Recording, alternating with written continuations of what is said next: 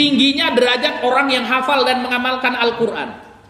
Wa an Umar ibnul Khattab, ini hadis dari Umar bin Khattab radhiyallahu taala anhu, anna Nabiyya sallallahu alaihi wasallam qala, bahwasanya Nabi sallallahu alaihi wasallam bersabda, innallaha, sesungguhnya Allah subhanahu wa taala, yarfa'u bihadzal kitabi aqwaman, sesungguhnya Allah subhanahu wa taala meninggikan seseorang dengan kitab ini, yaitu dengan Al-Qur'an, wa yadha'u bihi akharina, dan Allah subhanahu wa taala merendahkan yang lain dengan Quran ini.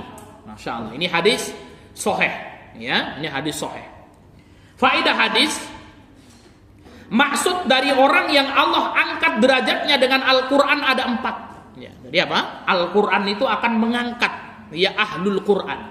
Nah, bagaimana Quran mengangkat ahlul Quran itu ada 4. Ya, orang yang diangkat oleh Al-Quran derajatnya. Yang pertama, orang beriman dengan Al-Quran dan mengagungkannya.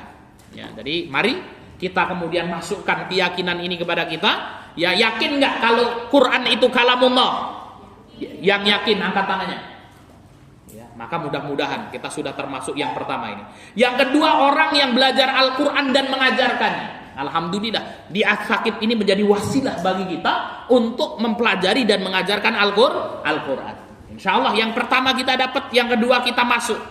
Yang ketiga, orang yang mengamalkan kandungan Al-Quran, maka harus kita amalkan kandungan Al-Quran itu. Dan yang keempat, orang yang menghalalkan apa yang dihalalkan Al-Quran, serta mengharamkan apa yang diharamkan Al-Quran. Inilah orang yang Allah angkat derajatnya dengan Al-Quran. 4 jenis orang tersebut adalah manusia paling mulia di dunia maupun di akhirat. Hal ini sebagaimana firman Allah subhanahu wa ta'ala, yarfa'illahu alladhina amanu minkum walladhina utul ilma darajat. Sesungguhnya Allah subhanahu wa ta'ala akan mengangkat derajat orang-orang yang beriman di antara kalian dan orang yang berilmu beberapa derajat. Masya Allah, ya. Maka ustadz dan ustadzah yang dimuliakan Allah subhanahu wa ta'ala, ya, saya memiliki filsafat hidup seperti ini, ya. Saya masih ingat, ya, ketika kita masih melanjutkan kuliah S2, saya ditanya oleh salah satu rekan saya, Pak, kok lanjut S2? Gitu ya. Ini biar naik pangkat atau seperti apa, Pak? Ya. Kok lanjut S2 biar naik pangkat atau seperti apa? Saya sampaikan sama kawan ini, saya nggak punya pangkat dan jabatan, ya. Ya, gimana mau naik pangkat kan gitu ya? Ya, maka kemudian apa? Banyak sekali para ustadz dan ustadzah yang dimuliakan Allah Subhanahu wa taala hari ini, orang yang belajar ilmu, sekolah supaya mendapatkan duit, ya. Banyak hari ini orang yang sekolah pengen mendapatkan duit. Sekolah nih supaya kemudian nanti dapat duit. Maka kita sampaikan, ya, orang yang sekolah menuntut ilmu untuk mendapatkan duit, secara tidak langsung orang tersebut telah menghinakan ilmu itu sendiri. Ya, padahal lebih mulia mana uang sama ilmu itu? Ilmu lebih mulia daripada uang. Semuanya penting. Ya, uang itu juga penting. Sarana yang kemudian apa? Dengan uang kita akan mendapatkan ilmu, seperti kita belajar di sini itu, ya. Ini harus beli bukunya dulu kita, kan gitu ya. Kita harus kemudian mengeluarkan uang, gitu ya. Uang itu penting, namun jangan sampai kemudian kedudukan ilmu lebih rendah dari uang itu.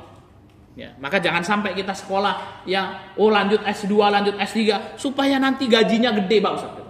Ya, supaya kita dapat uang, Pak Ustaz. Ya, jangan sampai seperti itu.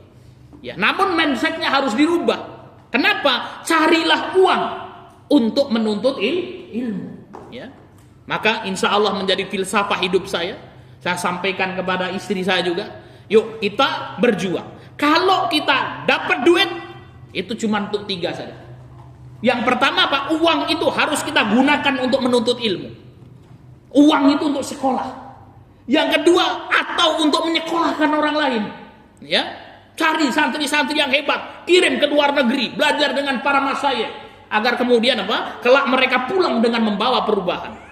Ya, cari duit untuk sekolah, cari duit untuk menyekolahkan orang, dan yang ketiga, carilah duit untuk memuliakan ahlul ilmi.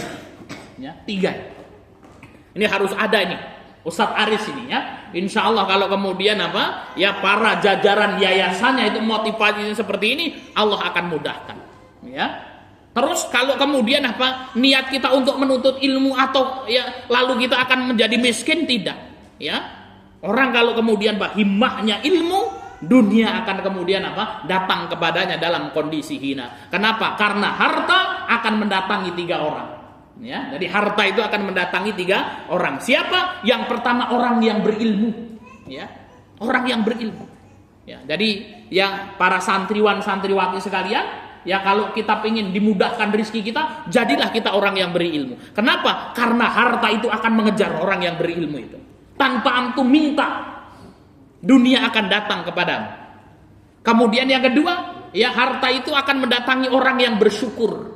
Ya, orang kalau bersyukur terus itu la in syakartum la azidanakum. Kalau engkau bersyukur, aku tambah nikmatku kepadamu. Kemudian yang ketiga, harta akan mendatangi orang yang bahagia, gitu ya. Maka kemudian hidup itu harus bahagia. Kalau kita banyak ilmunya, banyak bersyukur, bahagia, insya Allah banyak rezekinya. Sebaliknya, ilmu niraono, bodoh kan gitu ya. Habis itu ngersula terus, nggak pernah bersyukur kan gitu ya. Ya maka kemudian habis itu sedih terus. Nah, ya maka kemudian dunia tidak akan datang kepadanya. Ya, maka jadilah orang yang berilmu, yang bersyukur dan bahagia, mensyukuri setiap detik-detik dalam kehidupan kita agar Allah berikan kebaikan bagi kita. Yarfa'illahul ladina amanu minkum walladina utul ilma darajat. Orang yang tidak beriman kepada Al-Quran, tidak mengamalkan Al-Quran, dan tidak melaksanakan perintah serta menjauhi larangannya, akan mendapatkan tempat terendah di dunia maupun di akhirat. Masya Allah ya. Ini sebagaimana firman Allah, wa man a'rada an dzikri fa inna lahu ma'isyatan dhanka wa nahsyuruhu yaumal qiyamati a'ma. Kata Ustaz. Oh, jam 10.30 break. Siap ya.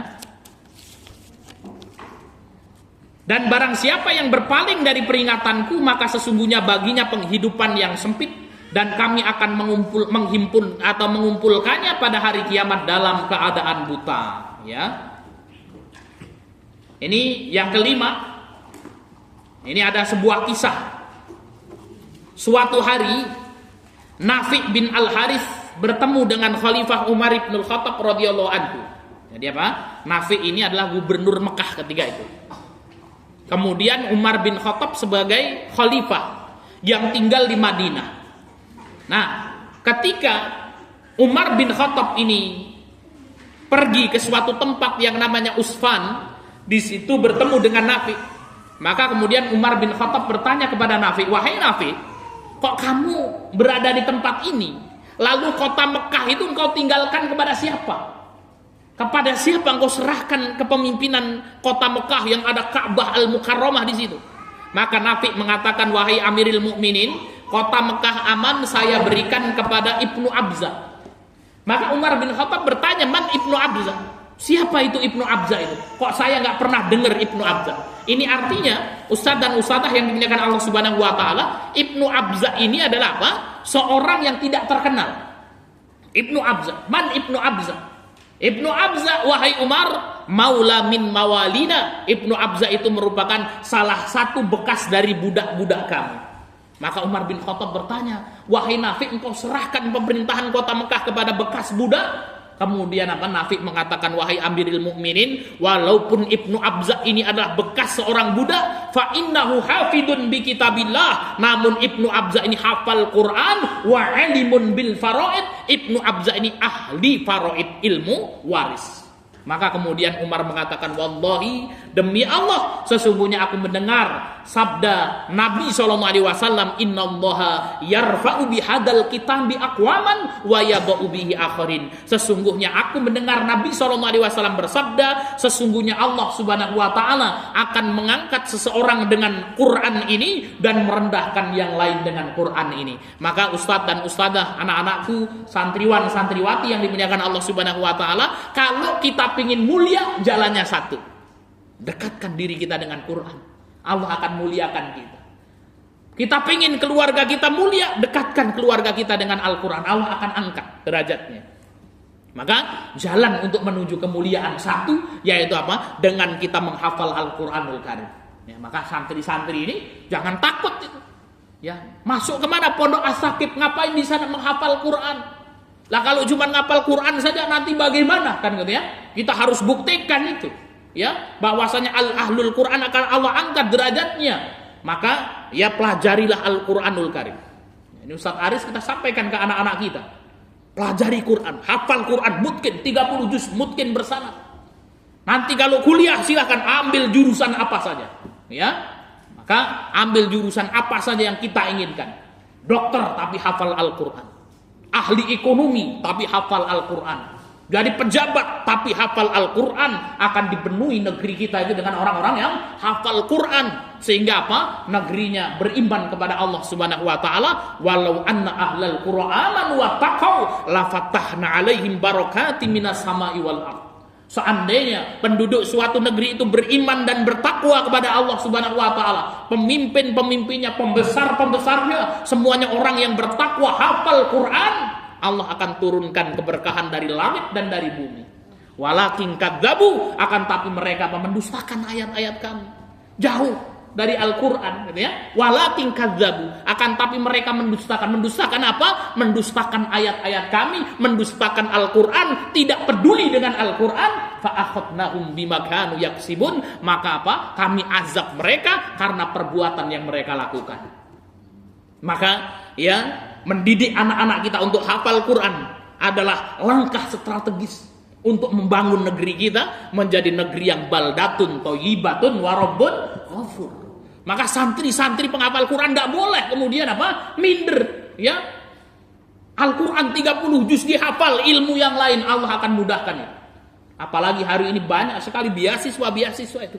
Ya, beberapa hari yang lalu saya WA, ya, manajemen dari teknokrat, ya, karena kita pernah mengisi pengajian di sana, para dosen-dosen yang ada. Saya tanya sama bagian penerimaannya, Pak, ada nggak ya beasiswa untuk anak-anak yang hafal Quran? Ada, Ustaz.